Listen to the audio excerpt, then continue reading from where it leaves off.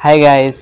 Episode के starting में हमें यांगलिंग को दिखाया जाता है जो सारे लोगों को मार रही थी और तभी एक बंदा हानफे पर अटैक कर देता है। यांगलिंग हानफे को बचा लेती है और उस बंदे को एक किक करती है। हानफे कहता है, मैं अपराधी न्याय मंत्री हूँ, क्या आप मुझे कुछ सम्मान देंगे? यांगलिंग कहती है, सिर्फ इस बार। और जो आदमी लोग आए थे वो नाइटफॉल के बंदों को पकड़ लेते हैं और यांगलिंग भी उस आदमी को भी अच्छे से धो देती है। हानफे कहता है वह बहुत ही अच्छा योद्धा है, नाइटफॉल ने उसे बहुत अच्छी ट्रेनिंग दिया है। यांगलिंग कहती है, क्या आप ये नहीं जानना चाहते हैं? और वहाँ पे विलेज वाले बहुत ज़्यादा डर जाते हैं। हानफे सबको शांत करवाता है और कहता है, मैं अपनी बात पर पक्का हूँ, मैं आपको भोजन जरूर करवाऊंगा।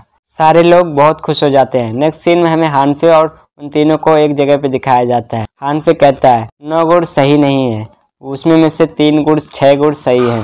वो आदमी कहता है 3 अतिरिक्त गुण स्वर्ग, पृथ्वी और लोगों के प्रति हमारे निष्ठा को दर्शाती है। मिस जुनू ने क्विक सेंग के लिए जानकारी के बदले हमें नांगयांग में एक ग्रुप देने का वादा किया है। 9 गुण संघ स्वाभाविक रूप से आपकी रक्षा करते हैं और आप बाध्य हैं। हानफे कहता है इससे बहुत कुछ पता चलता है और हानफे सोचता है लेकिन 6 गुण वैसे नहीं जैसे हम सोचते हैं। यांगलिंग कहती है, ऐसा लगता है कि बहन जीनू आपके बारे में बहुत चिंतित है। वो आदमी कहता है, बॉस विसोंग के कहने पर बॉस जीनू ने हमें यहाँ पे भेजा था।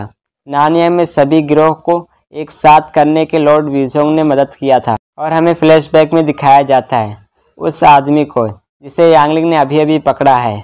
वो विसोंग पर अटैक करने आता है। विसोंग बड़ी आसानी से उसको पीछे करके उसके गले पे स्वॉर्ड रख देता है। वो आदमी कहता है, आप क्या चाहते हैं? मुझे बस छोड़ दे। और मुझे बताया गया है कि डेक्सी कबीले और जुए कबीले को एकदम से नष्ट कर दिया गया है। विसोंग कहता है, मैंने सोचा कि मैं अवसर का लाभ उठा सकता हूँ और अपने व्यापार को सिंगजेंग में बढ़ा सकता हूँ। और विसोंग ने भी उस आदमी से मोया से मिलने को कहा था और विसोंग भी वहीं पे था। हानफे कहता है, अचानक कदम उठाए और नकली खामियों से दुश्मन को लुभाएं। मुझे चारे के रूप में पेश किया गया था ताकि इमराल्ड टाइगर अपनी कमजोरी दिखाए। आदमी कहता है, वह नाइटफॉल का भी एक साथी है और गुप्त रूप से नाइटफॉल के लिए भी कई भयंकर काम किए और ब्याज लेना और बलपूर्वक खेती खरीदना और बहुत सारे लोगों को दास बनाकर उन्हें बेचना। नेक्स्ट सीन में हमें हानफे और मंत्री जेंग को दिखाया जाता है। हानफे कहता है, क्या 30% से कम? मंत्री जेंग कहता है, बहुत ज़्यादा भोजन हाल ही में सैनिकों के पास भेजा गया है, इसीलिए केवल 30% ही बचा हुआ है।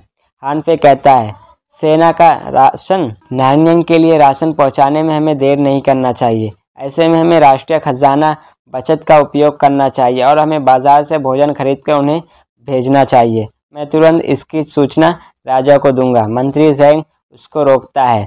एक आदमी हानफे को एक स्क्रॉल देता है। हानफे उस स्क्रॉल को देखता है और कहता है, राष्ट्रीय खजाने में 1000 यूनिट से कम सोना है।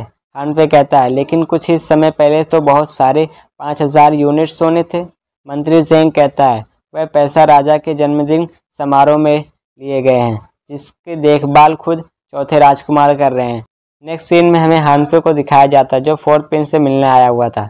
फोर्थ प्रिंस कहता है, आप उदास दिख रहे हैं, क्या आपदा को दूर करने के लिए पर्याप्त भोजन नहीं है? हानफे कहता है, नहीं है, अब मुझे एक अलग समाधान ढूंढना होगा और मुझे आपकी मदद चाहिए। फोर्थ प्रिंस कहता है, हमें 5000 यूनिट सोना दिया गया है, हम अभी भी योजनाएं बना रहे हैं, लेकिन मुझे लगता है कि ये पर्याप्त नहीं होगा। हानफे कहता है, चौथे भाई मुझे आपसे बहुत ज़रूरी बात करनी है। फोर्थ प्रिंस कहता है, बजट का उपयोग उत्सव रात्रि भोजन के लिए है। हानफे कहता है, नांगयांग में आपदा बहुत गंभीर है, मैं सोच रहा हूँ कि हमारे शाही पिता को इसकी सूचना दे दूँ ताकि उसका बजट कुछ बढ़ा दें, ताकि उस बजट का कुछ भाग आपदा के लिए भोजन के लिए भेज सकें। फोर्थ प्रिंस कहता है, ये सही नहीं है भाई, जबकि नानयांग के लोगों के लिए आपकी चिंता सही नहीं है। यदि आप राजा को इसकी सूचना देंगे तो आपको व्यक्तिगत लाभ होगा, सार्वजनिक धन का उपयोग करने का संदेह होगा, यह दूसरे लोगों के लिए आपकी गुण जानने का अवसर होगा। हानफे कहता है, चौथे भाई मेरे पास वास्तव में अभी कोई विकल्प नहीं है। फोर्थ प्रिंस कहता है, चाहे हम जन्मदिन मनाएं कि नहीं मनाएं, ये हमारी तैयारी पे डिपेंड करता है। राजकुमार होने की वजह से हम पर बहुत लोगों की नज़र होती है।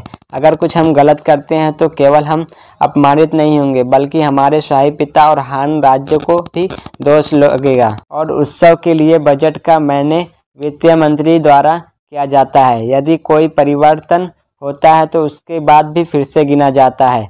अगर पापा का जन्मदिन मनाने में देरी हो जाएगी तो हम दोनों को बर्दाश्त करना मुश्किल हो जाएगा। हानफे कहता है, ये बिल्कुल ठीक है, मैं भी वापस जा रहा हूँ और मैं कोई और दूसरा रास्ता ढूंढूंगा। हानफे जाते हुए सोचता है, लेकिन अगर खाने की देरी हो जाएगी तो वहाँ पे बहुत सारे भूख से मरेंगे। मुझे उम्मीद है कि ज़ांगलियान कुछ उपाय सोचा होगा। नेक्स्ट सीन में हमें ज़ांगलियान और मिस जिनो को दिखाया जाता है। ज़ांगलियान बताता है कि मुझे डर है कि भाई हानफे को भी आज बहुत अच्छी खबर नहीं मिली होगी। मिस जिनो कहती है, सिंगजेंग में हमारी सोच से भी ज़्यादा मांग, वहाँ पे बहुत सारे लोग लाइन में खड़े हुए थे। एक आदमी कहता, हम 1 घंटे से इंतज़ार कर रहे हैं, अब भी हमें खाना नहीं मिला है। और वहाँ पे कुछ लोग बात कर रहे थे कि अनाज की कीमत हर एक दिन बढ़ रही है। और वहाँ का सेलर ज़ांगलियान से पूछता है, आप यहाँ क्या लेने आए हैं। नेक्स्ट सीन में हमें ज़ांगलियान सेलर को कहता है, मेरा दादाजी और अपराधी न्याय मंत्री नानयंग में सूखे की जांच करने गए हुए हैं। न केवल आप व्यापारी मदद नहीं कर रहे हैं, बल्कि आप कीमत बढ़ाते हुए जा रहे हैं। सेलर कहता है, नहीं, हमने कभी जानबूझकर कीमत नहीं बढ़ाया है। ज़ांगलियान कहता है, आपका क्या मतलब है। सेलर कहता है, अगर कीमतें बढ़ाने को रोका जा सकता था, यदि। ज़ांगलियान पूछता है, यदि क्या। सेलर बताता है, कुछ लोगों ने कुछ समय पहले पूरा खदान खरीद लिया हुआ था। सारे अनाज भंडारों में मुश्किल हो गई है क्योंकि वहाँ पे कुछ भी नहीं बचा है। और नांगयांग में आपदा के साथ शहर के लोगों का डर ही बहुत ज़्यादा बढ़ गया है। सारे लोग अफवाह सुन रहे हैं कि खाने का भाव बढ़ रहा है, इसीलिए खाना खरीदने के लिए बहुत सारे लोग आ रहे हैं। यदि मूल्य नहीं बढ़ाएंगे तो गोदाम सारा खाली हो जाएगा। मिस जिनो कहती है, फिर हमारे यहाँ रास्ते में आते हुए सारे गोदाम बंद क्यों थे, जबकि आपका एकमात्र स्थान है जो खुला हुआ है। क्या ऐसा इसीलिए क्योंकि आपको पहले से पता था कि कीमत बढ़ने वाली है और इसीलिए आपने बहुत सारा सामान बचा के रखा था। ज़ांगलियान कहता है, सूखे से पीड़ित लोगों के राहत के लिए हमें कृपया भोजन अच्छी कीमत से दे। सेलर कहता है, आप मजाक कर रहे हैं, यहाँ तक कि राष्ट्रीय गोदाम में भी खाना ज़्यादा बचा नहीं हुआ है। हम व्यापारियों के पास इतना ज़्यादा खाना स्टोर कैसे हो सकता है। ज़ांगलियान कहता है, राष्ट्रीय गोदाम में ज़्यादा खाना नहीं बचा है, आपको इसके बारे में कैसे पता। सेलर डरते हुए कहता है, नहीं, मैंने सिर्फ सड़क पे अफवाह सुनी थी। ज़ांगलियान सोचता है, किसी ने सूचना लीक कर दी है। ज़ांगलियान सेलर से पूछता है, क्या आप जानते हैं कि आपदा से पहले आपका भोजन कौन खरीदने आया था। सेलर कहता है, मुझे उसके बारे में कुछ नहीं पता है। ज़ांगलियान कहता है, आप नहीं जानते हैं या आप बताने की हिम्मत नहीं कर रहे हैं। एक आदमी अंदर आता है और कहता है, खाने की कीमत और बढ़ गई है। सेलर उन दोनों से पूछता है, अच्छा, क्या आप कोई और ज़रूरी बात करनी है कि मैं जाऊं। बाहर लोग लाइन में लगे हुए थे और तभी कीमत बढ़ाने का बोर्ड लग जाता है। सारे लोग परेशान हो जाते हैं। नेक्स्ट सीन में वीजोंग को दिखाया जाता है जो एक रास्ते से जा रहा था। बगल से एक गाड़ी जाती है। वीजोंग कहता है, इसमें एमराल्ड टाइगर है। वीजोंग हानफे से कहता है, आपके आने के आधे से ज़्यादा दिन बाद सिंगजेंग से नहीं लौटा। ज़ांगलियान कहता है, सिंगजेंग में भोजन की कीमत काफ़ी अधिक है, अभी उन्हें वापस राज्य में लौटकर उन्हें क्या हासिल होगा। वीजोंग कहता है, क्या होगा अगर सिंगजेंग में खाने की कीमत को बढ़ाने वाला वही है। पूरे हान राज्य में केवल एक ही व्यक्ति है जिसके पास इतने सारे पैसे हैं जो सब के भोजन खरीद सकता है। और नांगयांग में सूखे की भविष्यवाणी करने की क्षमता, हानफे कहता है, एमराल्ड टाइगर के पास है। ऐसा लगता है कि एमराल्ड टाइगर की योजना हमारी सोच से ज़्यादा कहीं अधिक है। मिस जूनी कहती है, आपने उसकी योजनाओं को अभी तक बिल्कुल नहीं देखा है। जब आप विदेश में पढ़ रहे थे, रिश्वतखोरी और बाजार पर एक अधिकारी के मध्य से है। एमराल्ड टाइगर कुछ ही सालों में हान का सबसे अमीर आदमी बन गया था। हानफे कहता है, कुछ ही सालों में। मिस जिनु कहती है, 30 साल पहले आपके चाचा जिंगलन ने उसके साथ व्यापार करने का प्रतिस्पर्धा किया था। हानफे पूछता है, इसके बारे में क्या है। मिस जिनु कहती है, केवल 10 दिनों में जिंगलन ने कंगाल हो गए, यहाँ तक कि उनकी सारी ज़मीन, एमराल्ड टाइगर ने ज़बरदस्ती उनकी ज़मीन खरीद लिया था। हानफे कहता है, जिंगलन ने शाही परिवार से ताल्लुकात रखते थे, उसकी ज़मीन इतनी आसानी से कोई खरीद नहीं सकता है। रेसोंग कहता है उनकी दाव की गारंटी आयरन ब्लड अलायंस ने दी थी। हानफे कहता है आयरन ब्लड अलायंस क्या है। उसके बाद ये कहते ही ये एपिसोड ख़त्म होता है।